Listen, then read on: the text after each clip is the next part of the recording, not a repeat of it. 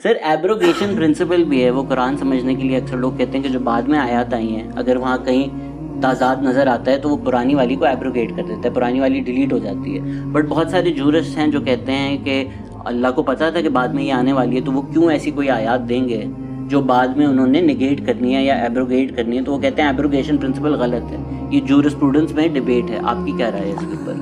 5 ہی آیات ہیں جی جو منسوخ ہوئی ہیں قرآن کی، اور ان کی ناسخ آیات بھی قرآن کے اندر موجود ہیں. ہم یہ کہتے ہیں کہ وہ اپنے وقت کے لیے تھی. یہ بات کرنا کہ اللہ تعالیٰ کو پتا تھا، اس کا جواب بھی اللہ نے دیا ہے کہ اللہ تعالیٰ ہر چیز پر قدرت رکھتا ہے. سورہ البقرہ میں ہے کہ ہم کوئی آیت منسوخ کر دیں، کوئی نئی آیت لے آئیں تو اس سے بہتر ہم آیت لے آئیں گے، اس لیے کہ اللہ تعالیٰ ہر چیز کے اوپر قادر ہے. یہ سورۃ البقرہ میں اللہ نے اس کو خود بیان فرما دیا. اس سے اللہ تعالیٰ کا علم غیب کوئی چیلنج نہیں ہوتا. حالات و واقعات کے پوائنٹ آف ویو سے عرب کے اس معاشرے کے اندر پہلے سٹیج میں یہی بات ہونی چاہیے تھی کہ شراب کے فائدے بھی ہیں اور نقصان بھی ہیں، لیکن نقصان زیادہ ہے. اس کا یہ مطلب نہیں کہ اللہ تعالیٰ شراب کو اس وقت حلال سمجھتا تھا، نہیں، سٹیپ وائز الٹیمیٹلی پھر اللہ تعالیٰ نے اسے حرام کیا.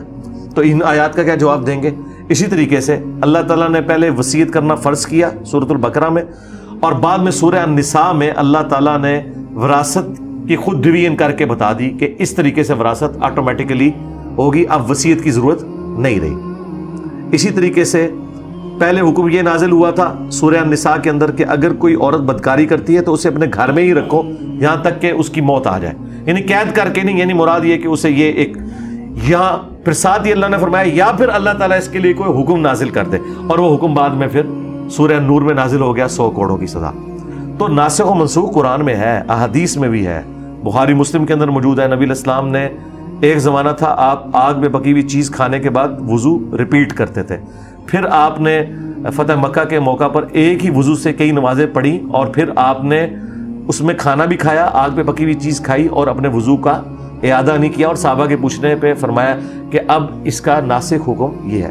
یہ ناسخ و منسوخ اس لیے ہے کہ اللہ تعالیٰ، اب یہ بھاری جملہ ہے لیکن چونکہ آپ نے سوال ایک بڑا ہیوی قسم کا کیا تو اس پہ مجھے یہ جواب دینا پڑا ہے. اللہ تعالیٰ اپنے رولز کو خود توڑ کے یہ بتانا چاہتا ہے کہ میں اپنے رولز کا قیدی بھی نہیں ہوں، میں چاہوں تو یہ کر سکتا ہوں کہ میں نے یہ حکم دیا تھا، اب یہ حکم اٹھا لیا تمہارے سے، اب یہ حکم ہے. یہ والا ایک اسپیکٹ بھی تو رکھنا تھا نا، اس کی وجہ سے ناسخ و منسوخ والا معاملہ آیا، اور یہ قرآن کے اندر موجود ہے. یہ جو لوگ بحثیں کرتے ہیں نا اس طرح کی، 2 ایکسٹریم رویے اس طرح ایگزسٹ نہیں کرتے ہیں.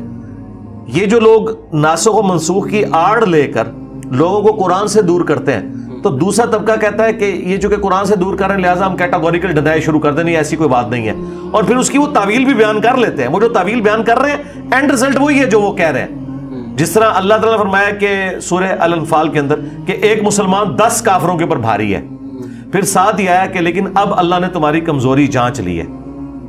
تو کیا اللہ کو پہلے نہیں پتا تھا؟ وہ پہلے پتا تھا، لیکن اس وقت واقعی ایک 10 پہ بھاری تھا. وہ مکے کے مسلمان تھے.